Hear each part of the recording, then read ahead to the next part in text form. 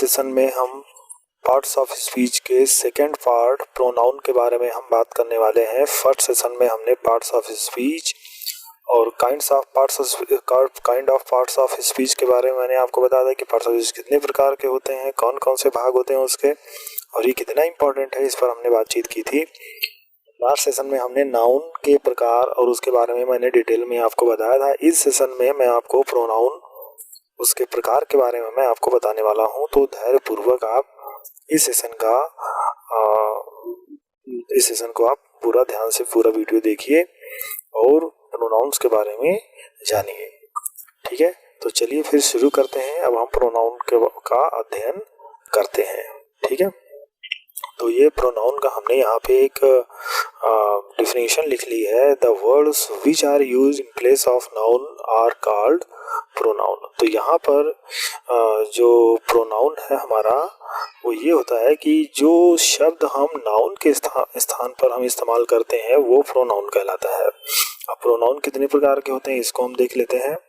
तो यहाँ पर जो हमारा पहला प्रोनाउन है वो है पर्सनल प्रोनाउन, यानी पुरुषवाचक सर्वनाम, रिफ्लेक्सिव प्रोनाउन निजवाचक सर्वनाम, एम्फैटिक प्रोनाउन दृढ़तावाचक सर्वनाम, रेसिप्रोकल प्रोनाउन परस्परवाचक सर्वनाम, डेमोन्स्ट्रेटिव प्रोनाउन यानी संकेतवाचक सर्वनाम, इंट्रोगेटिव प्रोनाउन प्रश्नवाचक सर्वनाम और इंडेफिनिट प्रोनाउन अनिश्चयवाचक सर्वनाम, डिस्ट्रीब्यूटिव प्रोनाउन विभाग सूचक सर्वनाम और लास्ट में हमारा है रिलेटिव प्रोनाउन संबंधवाचक सर्वनाम। आज इस पार्ट में हम इन सभी प्रोनाउंस के बारे में हम डिटेल में अध्ययन करेंगे।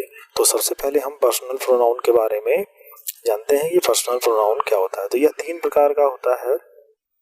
इसमें first person, second person, third person होते हैं। First person means the person speaking, यानी जो व्यक्ति बोल रहा होता है, जैसे आई वी।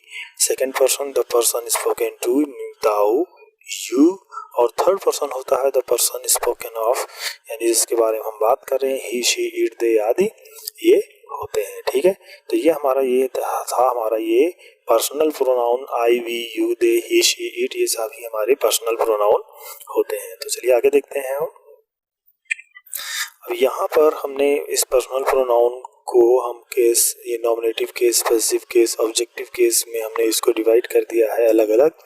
जैसे आई मीन्स होता है मैं या मैंने, वी मीन्स हम या हमने, यू मीन्स तुम या तुमने, दे मीन्स वे या उन्होंने, ही मीन्स वह या उसने, शी मीन्स वह या उसने, इट मीन्स या इसने। अब ये नॉमिनेटिव केस है, जब सब्जेक्ट के रूप में इस्तेमाल किया जाता है या सब्जेक्ट के रूप में जब हम इसको लिखते हैं तो ये हमारा नॉमिनेटिव केस होता है। जैसे मैं कहता हूँ कि अगर मैं लिखता हूँ I am writing a letter, तो इसका मतलब ये हुआ कि मैं एक पत्र लिख रहा हूँ। ठीक है, लेकिन अगर मैं कहता हूँ आई रोट अ लेटर, तो इसका मतलब होगा कि मैंने एक पत्र लिखा।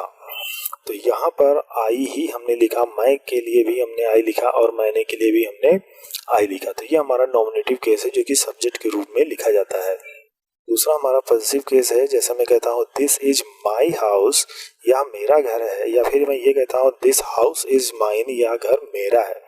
तो ये पॉजिटिव केस है। आई का पॉजिटिव केस है माई या माइन, वी का पॉजिटिव केस है आवर या आवर्स, यू का पॉजिटिव केस है योर या योर्स, दे का पॉजिटिव केस है देयर या देयर्स, यहाँ देयर्स होगा, और ही का हिज, शी का हर या हर्स, इट का इट्स, ये हमारा पॉजिटिव केस है। ठीक है, ऑब्जेक्टिव केस में आई का होता है मी, मतलब मुझे या मुझको, वी का होगा अस, हमें या हमको, यू का होगा यू, तुम्हें या तुमको, दे का होगा देम, उन्हें या उनको, और ही का होगा हिम, उसे या उसको, शी का होगा हर, उसे या उसको, इट का होगा इट, इसे या इसको। अब मैं एक शॉर्ट एग्जांपल में आपको बता देता हूँ कि जैसे मैं कहता हूँ कि आई टोल्ड हिम, तो हिम यानी मैंने उसे बताया। तो यहाँ पे हिम हम जो ऑब्जेक्ट के रूप में लिखेंगे तो हम हिम लिखेंगे, ही नहीं लिखेंगे। जब सब्जेक्ट के रूप में लिखते हैं तो हम ये लिखते हैं, जब ऑब्जेक्ट के रूप में लिखते हैं तो हम ये लिखते हैं। ठीक है, तो ये हमारा नॉमिनेटिव केस, पॉजिटिव केस और ये ऑब्जेक्टिव केस हो गया। तो चलिए आगे बढ़ते हैं। अब हम बात करने वाले हैं रिफ्लेक्सिव प्रोनाउन और एम्फैटिक प्रोनाउन के बारे में। तो रिफ्लेक्सिव प्रोनाउन में सेल्फ या सेल्फ्स का प्रयोग एंटीसीडेंट से दूर करते हैं, जैसे I did it myself, he has hurt himself, you express yourself, I can see myself। जबकि emphatic pronoun का प्रयोग एंटीसीडेंट के तुरंत बाद करते हैं, जैसे I myself did it, he himself posted this letter, the queen herself gave me prize। अब यहाँ पर जो myself, himself, yourself आदि लिखा गया ये बाद में लिखा गया है, जबकि emphatic pronoun में हम इसको डायरेक्ट सब्जेक्ट के बाद ही लिखते हैं। तो जब ये जो हमारा जो रिफ्लेक्सिव प्रोनाउन है, जब ये लास्ट में लिखा जाता है तो हम उस वाक्य पर ज़्यादा जोर नहीं दे रहे होते हैं, लेकिन एम्फेटिक प्रोनाउन हम तभी कहते हैं जब ये सब्जेक्ट के तुरंत बाद यूज होता है। तो इसका मतलब ये होता है कि हम वाक्य को जोरदार तरीके से कह रहे हैं। जैसे मैं एक उदाहरण में बता दे रहा हूँ, जैसे I did it my self, मैंने इसे स्वयं किया। अब इसको जब मैं बोल रहा हूँ तो इसके बोलने में भाव में और इसके बोलने के भाव में दोनों में अंतर है। जैसे I did it my self, मैंने इसे स्वयं किया। अब इसको देखिए, आई माई सेल्फ डिड इट, मैंने स्वयं इसे किया। अब देखिए दोनों के भाव में अंतर है, ठीक है। I can see my self, मान लीजिए इसको लेता हूँ, I can see my self, मैं स्वयं देख सकता हूँ, ठीक है। अब इसको लीजिए, मान लीजिए जैसे he himself posted this letter, उसने स्वयं इस लेटर को पोस्ट किया। अब ये होता है कि मतलब जब हम जोरदार तरीके से या बहुत ही दृढ़ता पूर्वक हम किसी वाक्य को कहते हैं तो हम सब्जेक्ट के तुरंत बाद ही हम ये रिफ्लेक्सिव प्रोनाउन लिखते हैं, ठीक है। तो इसका मैं थोड़ा सा और मैं इसके बारे में बता देता हूँ। जैसे आई का होता है माई सेल्फ, वी का होता है आवर सेल्फ, यू का होता है योर सेल्फ या योर सेल्व्स, दे का होता है देम सेल्फ, ही का हिम सेल्फ, शी का हर सेल्फ और इट का होता है इट सेल्फ, ठीक है। तो आगे हम बढ़ते हैं।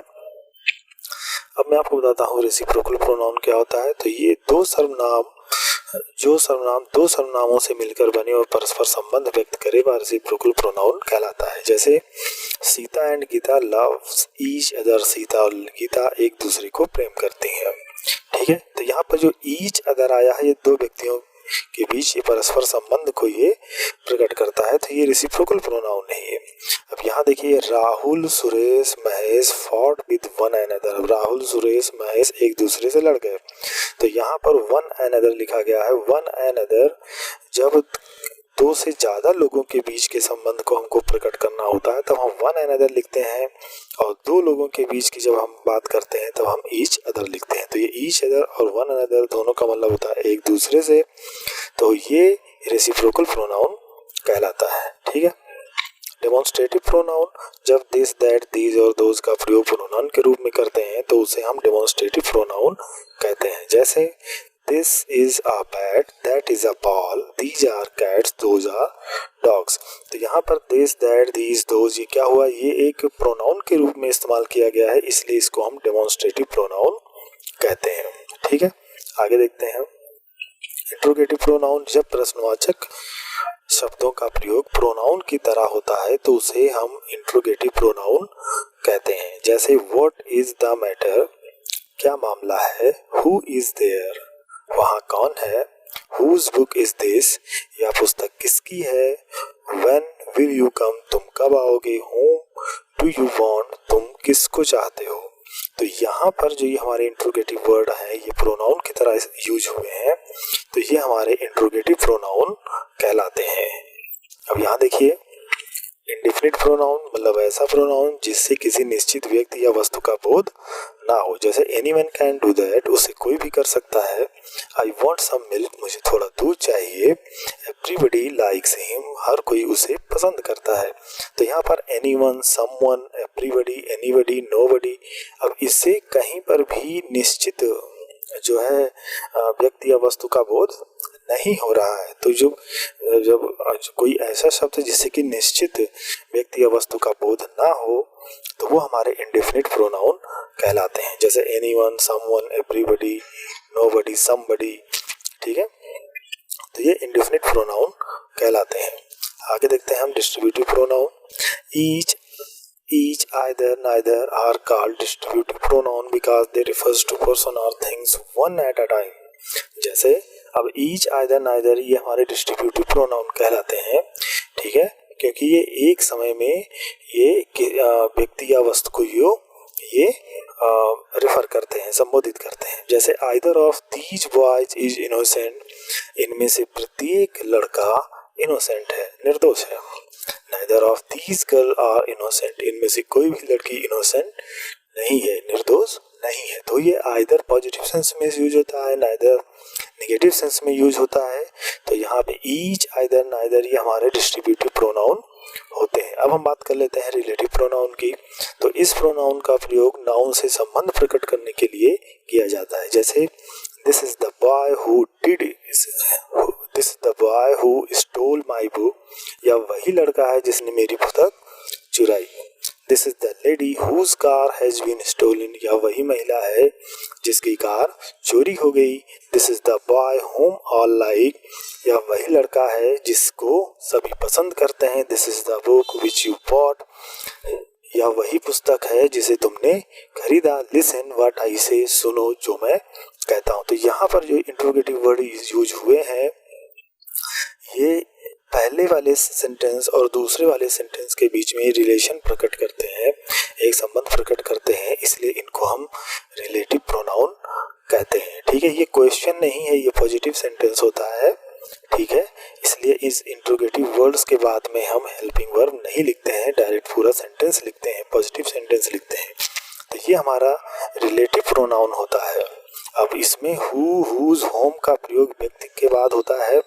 ठीक है, विच या दैट का प्रयोग वस्तु के बाद होता है, और व्हाट का प्रयोग वर्ब या प्रीपोजिशन के बाद करते हैं। तो ये था हमारा प्रोनाउन का सेशन, प्रोनाउन का चैप्टर था, जिसको आज हमने क्लियर किया। तो उम्मीद करता हूँ कि ये वीडियो आपको ज़रूर पसंद आया होगा और आपको बहुत कुछ सीखने को मिला होगा। अगर अभी भी आपके मन में कोई डाउट है या कोई प्रश्न है जो आप पूछना चाहते हो, ठीक है, तो वो आप हमसे कमेंट बॉक्स में लिख करके आप पूछ सकते हो। अब इस वीडियो को आप ज़्यादा से ज़्यादा शेयर करें, चैनल को लाइक एवं सब्सक्राइब कर लें, और साथ ही बेल आइकन दबा दें ताकि मेरे द्वारा अपलोड की गई वीडियो, लेटेस्ट वीडियो का नोटिफिकेशन आपको मिलता रहे। तो मिलते हैं फिर अगले वीडियो में, अगला सेशन हमारा एडजेक्टिव का होगा। तो तब तक के लिए धन्यवाद।